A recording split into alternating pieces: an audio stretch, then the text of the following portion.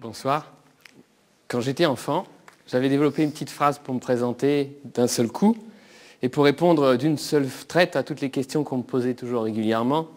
Et la phrase c'était « Bonsoir, je m'appelle André, je suis un garçon, j'avais les cheveux longs à l'époque déjà et on me prenait pour une fille, ce qui m'amusait beaucoup. J'ai 6 ans, je ne mange pas de bonbons et je ne vais pas à l'école. » Et de nos jours, pour me présenter, je peux me présenter d'une manière très similaire, et c'est ce que je vais faire ce soir. Bonsoir, je m'appelle toujours André, je suis toujours un garçon, et je ne mange toujours pas de bonbons, entre autres choses que je ne mange pas, et je ne vais toujours pas à l'école.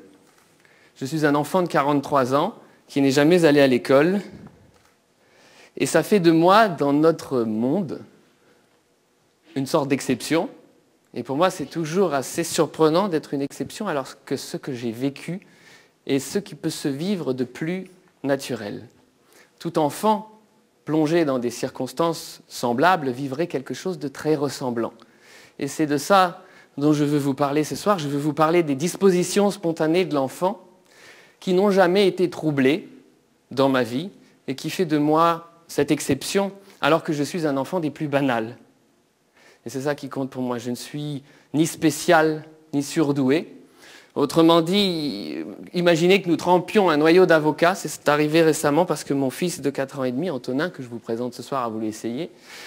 Mettons un noyau d'avocat dans l'eau, au bout de quelques jours, il va y avoir une tige qui va en sortir et quelques racines, et aucun d'entre nous n'aurait l'idée de dire oh, « c'était un noyau d'avocat surdoué ». Parce que c'est dans la nature du noyau d'avocat de pousser. Et c'est ce qui m'est arrivé et c'est ce dont je veux parler en rappelant justement que c'est parce que cela arriverait à chaque enfant que ça nous intéresse. Je voudrais parler des dispositions spontanées de l'enfant et la toute première qui me vient à l'esprit, ça va être une question à vous. Quelle est la première chose que fait l'enfant dès qu'on le laisse tranquille? Il joue. Et tous les enfants jouent. Quelles que soient les circonstances qui les entourent, quel que soit l'environnement, la guerre, la misère, la peur, le luxe, je ne sais pas ce qu'il y a de pire. Dans tous les cas, l'enfant, dès qu'on lui en donne la possibilité, joue. Et si nous ne l'interrompions jamais, il jouerait toujours. Or, nous l'interrompons. Alors j'ai la chance de travailler avec un neurobiologiste. Voilà que les neurobiologistes nous ont dit une chose intéressante. Ils nous ont dit qu'il se trouve que ce n'est pas par hasard que nous sommes envoyés dans le vaste monde, équipés du dispositif d'apprentissage le plus génial qui ait jamais été inventé. J'ai nommé le jeu. Il n'y a pour apprendre rien de mieux que le jeu. Il faudrait l'écrire sur la porte du frigidaire. Et sachant cela, on se demande toujours pourquoi personne n'a voulu voir ce qu'il arriverait à un enfant qu'on laisse jouer, pas seulement toute une journée, mais par exemple 43 ans durant. Est-ce qu'il en ressort vraiment un sauvage illettré, asocial et chômeur? Alors pour vous dire, pour continuer avec la neurobiologie, pour l'enfant, jouer et apprendre sont des synonymes. C'est exactement la même chose, il ne peut pas les différencier. Imaginez maintenant qu'une personne aimée, une personne de référence primaire, vienne voir l'enfant et lui dise « il faut que tu arrêtes de jouer pour apprendre ». Alors c'est drôle, mais c'est comme si je vous demandais maintenant, respirez sans prendre d'air. Vous allez me trouver absurde et vous allez penser que je demande quelque chose d'absurde. Justement, c'est là que c'est intéressant parce que l'enfant ne se permet pas de penser ça. Il ne se permet pas de penser de l'adulte que l'adulte a un problème. Comme il ne se permet pas de penser cela, il pense que c'est lui qui a un problème. Et lorsque l'enfant constate qu'il a un problème, ça active dans son cerveau les mêmes réseaux neuronaux que lors d'une douleur intense. Il faudrait qu'on se le dise.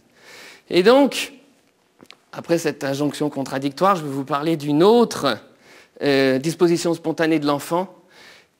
Elle nous vient de la neurobiologie. Je ne suis pas neurobiologiste et je ne vais pas m'attribuer des fonctions que je ne pourrais pas remplir, mais je vais vous faire un rapide résumé de ce qu'on a cru. On a cru qu'il y avait des cerveaux génétiquement programmés, qu'il y en avait des bêtes et qu'il y en avait des intelligents.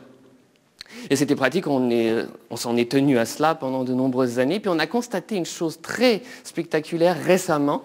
On a constaté que la région du cerveau qui est responsable des mouvements du pouce est surdéveloppé chez les jeunes de nos jours. Alors on s'est dit, c'est extraordinaire, ça veut dire que le cerveau peut se développer comme un muscle et on a développé des programmes de musculation cérébrale destinés à nous faire nous promener avec des cerveaux comme ça, et ça n'a pas marché. Nous posons devant une question quand même poignante, pourquoi ce qui marche pour les SMS ne marche pas pour les mathématiques? Et c'est là qu'on a fait la découverte du XXIe siècle. On a découvert que notre cerveau se développe là où nous l'utilisons avec enthousiasme. Et l'enthousiasme, c'est la clé des choses. Et ça, en plus, c'est extraordinaire que la neurobiologie nous apporte la preuve d'une chose que nous savons depuis toujours, car nous savons qu'en état d'enthousiasme, nous avons des ailes, que plus rien ne nous arrête, que apprendre se fait tout seul. Nous savons cela. Et alors là, la neurobiologie nous livre une statistique très intéressante. L'enfant, équipé du dispositif de manière naturelle et en série, du dispositif d'apprentissage le plus génial qui soit le jeu, est également équipé de sa portion d'engrais portable, parce qu'il s'avère que l'enthousiasme, c'est l'engrais du cerveau. Ça se décrit, vous pouvez voir sur Google, c'est très intéressant de voir ce qui se passe. Et donc, chacun d'entre nous vient non seulement équipé du meilleur des dispositifs d'apprentissage, mais en plus de son engrais portable. Et les enfants baignent dans un état d'enthousiasme constant. Les statistiques disent qu'un enfant de 2 à 3 ans s'enthousiasme, ressent une tempête d'enthousiasme toutes les 2 à 3 minutes. Et ils s'enthousiasment pour tout. Le moindre bout de papier va les enthousiasmer pendant des heures. Et les mêmes statistiques, vous savez ce qu'elles disent sur nous, les adultes? On s'enthousiasme, on éprouve la même quantité d'enthousiasme 2 à 3 fois par an. Or, il n'est pas forcé qu'il en soit ainsi. En nous, en chaque enfant, il y a un génie potentiel. Donc, puisque chacun d'entre nous contient un enfant, il y a en chacun d'entre nous un génie potentiel qui n'attend qu'une chose, c'est de voir pourquoi nous allons nous enthousiasmer. Mais pour nous enthousiasmer, il faut aussi que nous nous débarrassions de certaines choses, par exemple des hiérarchies entre les métiers et les matières.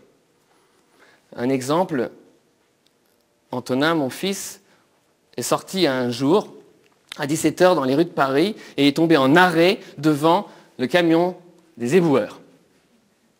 Et nous les avons accompagnés de station en station, nous arrêtant à chaque poubelle et observant leur jeu. Et il s'avère qu'ils ont remarqué ce petit garçon qui les regardait parce qu'il ne connaît pas de hiérarchie entre les métiers. Je dirais même que pour lui, à cet instant, éboueur est beaucoup plus pertinent et compréhensible qu'avocat. Et donc, non seulement il regardait ces messieurs, mais en plus il les regardait avec admiration. Et ça s'est reporté sur eux. Tout d'un coup, ils ont fait leur métier un peu différemment, avec plus d'enthousiasme. Ils ont joué, ils ont fait une chorégraphie avec les poubelles. Antonin est devenu une star parmi les éboueurs de notre quartier. On ne peut plus sortir à 17h incognito parce qu'il y a partout toujours un camion de poubelle qui klaxonne pour le saluer de loin. Car c'est ça, la troisième disposition spontanée de l'enfant, c'est d'aller dans le vaste monde. Le pire qui pourrait arriver à un enfant, ça serait de l'enfermer chez lui. Là, il partagerait tous les niveaux de sa famille, mais également toutes les peurs de sa famille. L'avantage d'aller dans le vaste monde, c'est qu'on apprend à partager les peurs de différentes personnes, donc différentes peurs. C'est ça, l'optimisation de l'enfant. L'enfant est optimisé pour le monde, et nous le retirons du monde pour le préparer au monde. C'est étonnant, hein? Il y a autre chose dont il faut nous débarrasser pour retrouver l'enthousiasme. Et donc, pour retrouver l'enfant qui est en nous, il faut nous débarrasser totalement de l'attitude ironique que nous avons envers les enfants. Et donc aussi envers l'enfant en nous. Il faut rétablir la confiance dans l'enfant et dans ses extraordinaires dispositions spontanées dont je viens d'évoquer 3. Et pour rétablir la confiance et se débarrasser de cette attitude ironique, j'aime bien raconter une petite anecdote, parce qu'elle illustre l'attitude ironique et puis elle illustre aussi la confiance qu'on pourrait faire à un enfant. Je vous propose de venir avec moi, du côté du miroir, où on a confiance en l'enfant. Venez, Antonin a 2 ans et demi, c'est l'heure de lui acheter une auto. Alors on va dans un magasin de jouets, et il choisit une auto, il choisit une Ford Mustang rouge au 1/18e, elle est grande comme ça. Cabriolet, c'est très important qu'elle soit cabriolet parce que quand elle est cabriolet, on atteint le volant et on peut agir sur les roues. Si elle n'était pas cabriolet, il faudrait rouler avec la porte ouverte, mais rouler avec la portière ouverte, c'est pas très pratique. Et justement, c'est ça qu'on oublie. L'enfant veut une imitation parfaite du monde. L'enfant est d'ailleurs un imitateur né. Si on pense à l'enfant, on se rend compte de cela. Antonin a découvert le bruit d'une cloueuse. C'est un bruit extrêmement complexe avec l'arrivée de l'air, la percussion, la sortie de l'air. C'est un bruit que nous n'arriverions pas en fait, à imiter. Mais lui y arrive parce qu'il a trouvé la succession de syllabes qui, superposées et prononcées en même temps, imitent parfaitement le bruit de la cloueuse. Les enfants sont des imitateurs nés et ils aiment qu'une imitation la plus réaliste possible entre dans leur jeu. Et donc nous prenons cette Mustang rouge au 1/18e, un modèle de collection, et nous allons à la caisse, et la caissière confirme d'ailleurs que c'est un achat de qualité, et elle dit c'est un beau modèle, je vous l'emballe, c'est pour un cadeau. Ah non, il va jouer tout de suite. Mais attendez, mais c'est pour lui? Oui. Ah mais c'est pas du tout adapté à son âge. Mais vous savez, j'ai des autos adaptées à son âge. Regardez, là, j'en ai plein. Vous les connaissez, ces autos qu'elle me montre? Elles sont en plastique avec des proportions infâmes, des couleurs vives, un sourire, un nez, des oreilles. Celle-là, elle a même de l'audio. Je suis une auto et toi, qui es-tu? Mais mon fils n'est pas un demeuré. Il est un enfant comme tous les autres. Et ce qu'il veut, c'est une auto qui ressemble aux autos qu'il voit tous les jours dans la rue. Et des autos adaptées à son âge, par chance, dans la rue, il n'en voit jamais. Donc, on va prendre la Mustang rouge, madame. Oui, mais me dit-elle, mais vous savez, ce joli modèle, il va vous le casser en petits morceaux. Et là, c'est toujours important de remarquer que la dame ne veut pas me faire peur. Elle veut partager sa peur avec moi. C'est pas pareil. D'ailleurs, elle trouve la peur ultime. Vous savez, me dit-elle, non seulement il va le casser en petits morceaux, mais les petits morceaux, il va les avaler. Alors certes, c'était aux dépens de la caissière, mais j'ai beaucoup aimé que vous riez et que nous rions ensemble. Parce que le fait de rire à cet endroit-là, ça montre que vous êtes venus avec moi de l'autre côté du miroir. Du miroir où nous faisons confiance à l'enfant et où nous savons que 2 ans plus tard, la Mustang rouge n'a pas une égratignure. Et du coup, vous voyez comment on peut illustrer cette attitude ironique, comment on peut illustrer aussi la force que ça nous donne d'être du côté du miroir où nous faisons confiance à l'enfant. Et peut-être que, et c'est ma proposition, une fois venu de ce côté du miroir, vous aurez envie d'y rester et d'aller à la rencontre de l'enfant qui est en vous et de ses dispositions spontanées, et peut-être de vous libérer de l'ironie envers l'enfant. Et c'était ça mon invitation pour ce soir, et je vous souhaite beaucoup d'enthousiasme.